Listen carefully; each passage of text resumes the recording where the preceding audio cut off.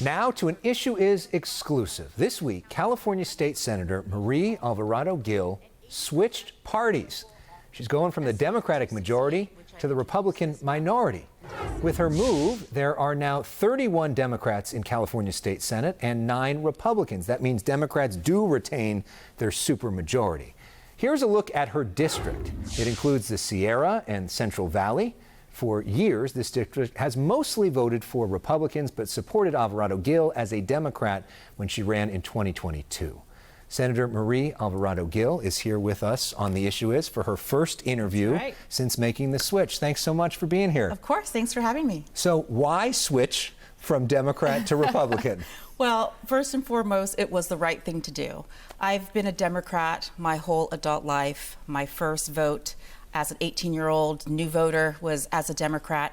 And I'll just tell you, Alec, the Democratic Party of today is not the Democratic Party that I signed up with as a new voter.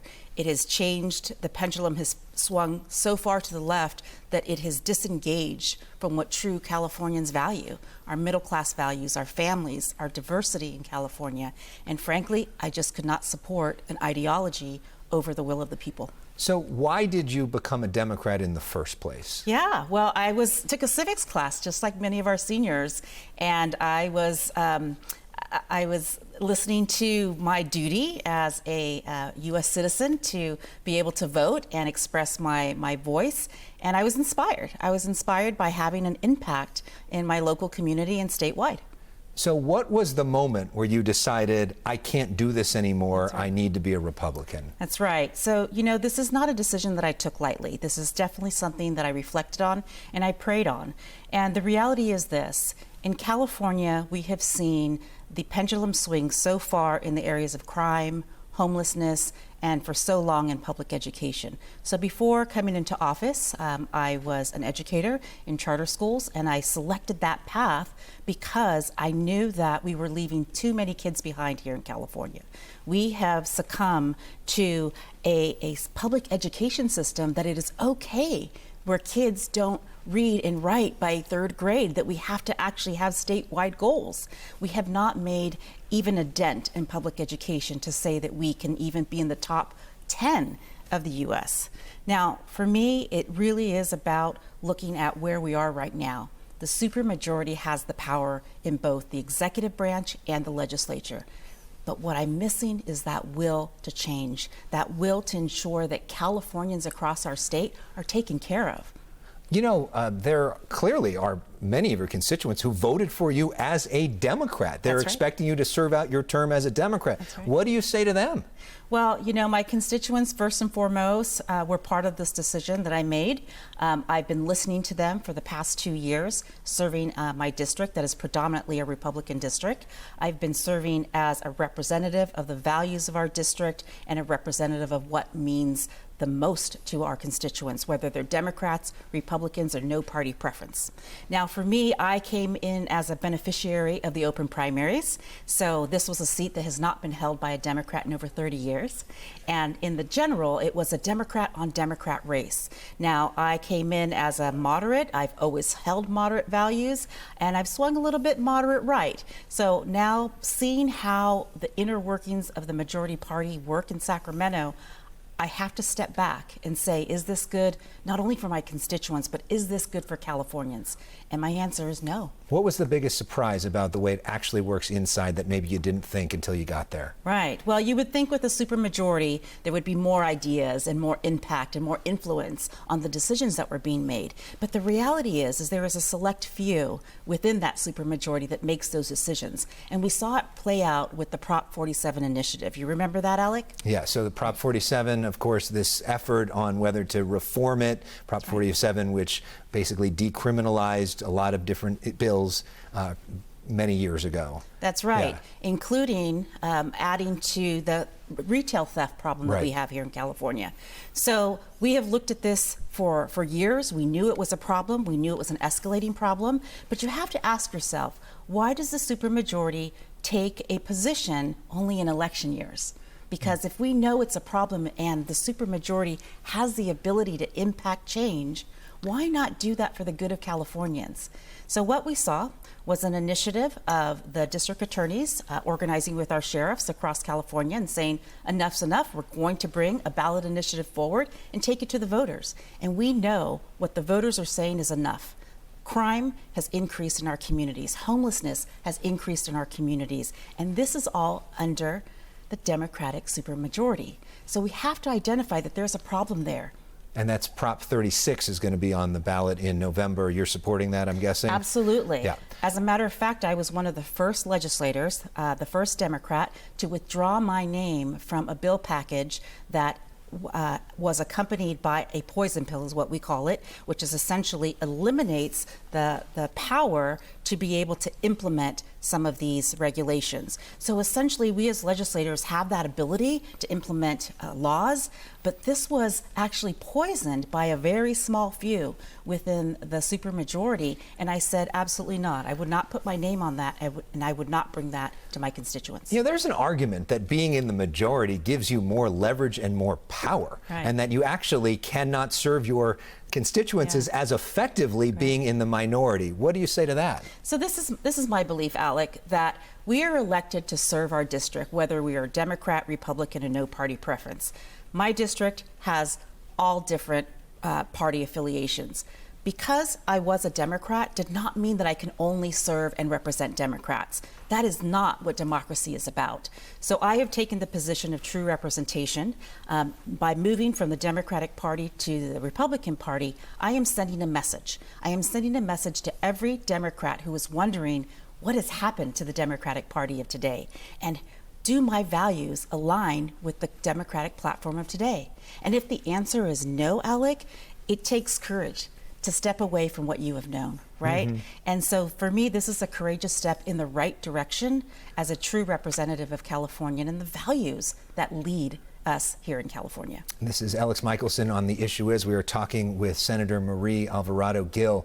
Senator, you had to talk to the Democrats about this. So Mike McGuire is the leader for the Democrats. He's the Senate President pro tem. We have a picture of you with him. That's right. You've worked with him closely in the past. But we have a statement from him in terms of his response. He says, quote, "This is disappointing to voters who elected Senator Alvarado-Gil as a Democrat. They trusted her to represent them, and then she betrayed that trust. Senate Democrats continue to work on their behalf and deliver results for rural California." Can you take us inside the room? Right. What was it like when you told Senator McGuire, I'm leaving the party?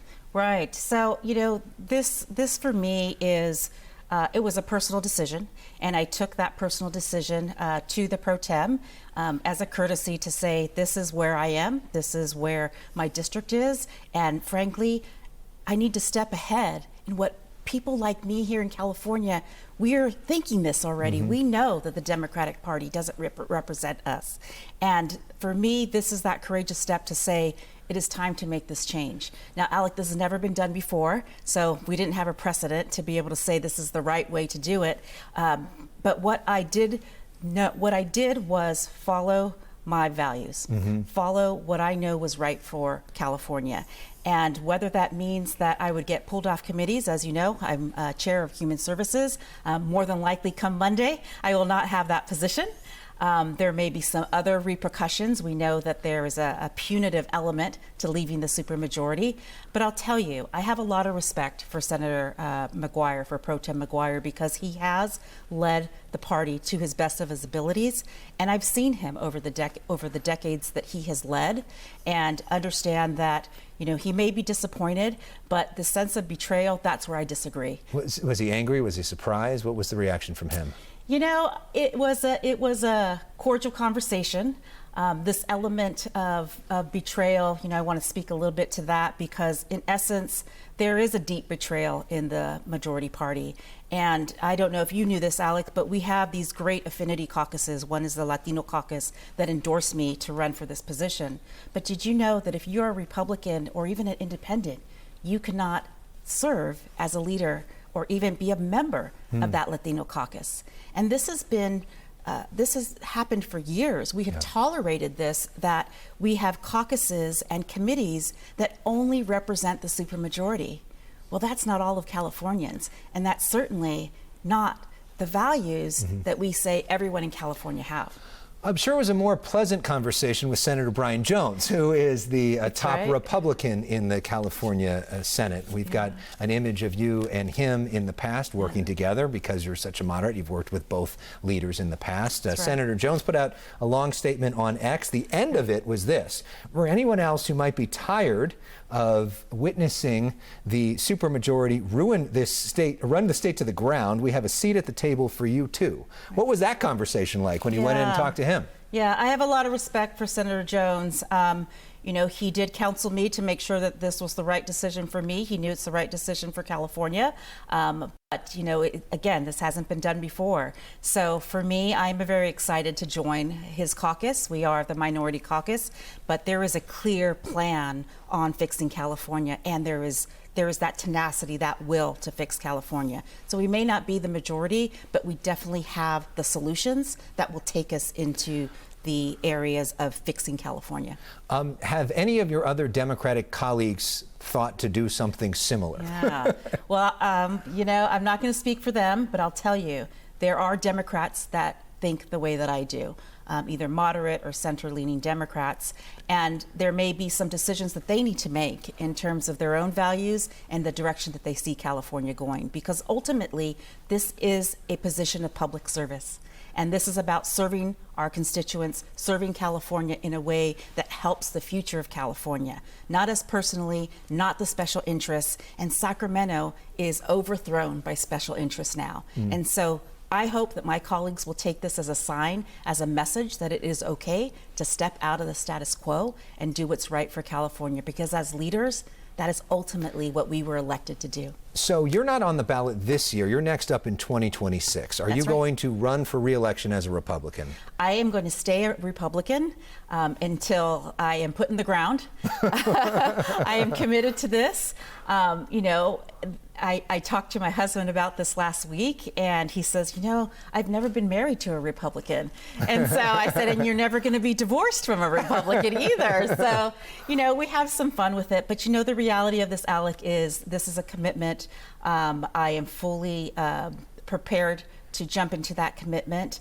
And as of this week, I've been welcomed by my colleagues in the Senate and in the Assembly, central committees throughout my district, and I'm just excited to kick this off. And obviously this happens in the midst of a crazy presidential race, a crazy presidential week. That's right. Harris versus Trump, who are you supporting? Well, you know, that's the question of the day, right? So for me, I'm going to be watching both of our candidates very closely between now and the election. And for me, I'm really looking at someone who can embrace the diversity of our country and lead us into the next generation. We know so much about both of them. Who is that at this point?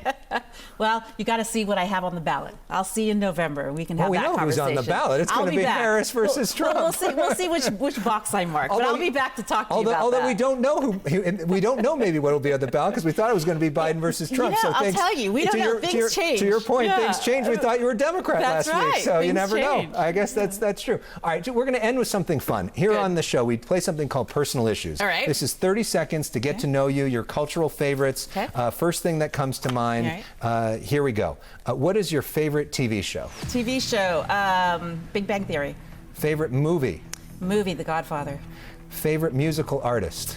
A musical artist. You know, I like musicals, so when you said that, The Sound of Music came to mind for me, but that's not an artist, Okay, we'll go with Julie Andrews. Okay, there we go. Favorite sports team? Oh, you know, gosh, Bay Area fans are going to come at me, but I'm a Raiders fan, and I'm sorry they left California, but everyone's leaving California. Yep. Well, not everybody. Who is your role model?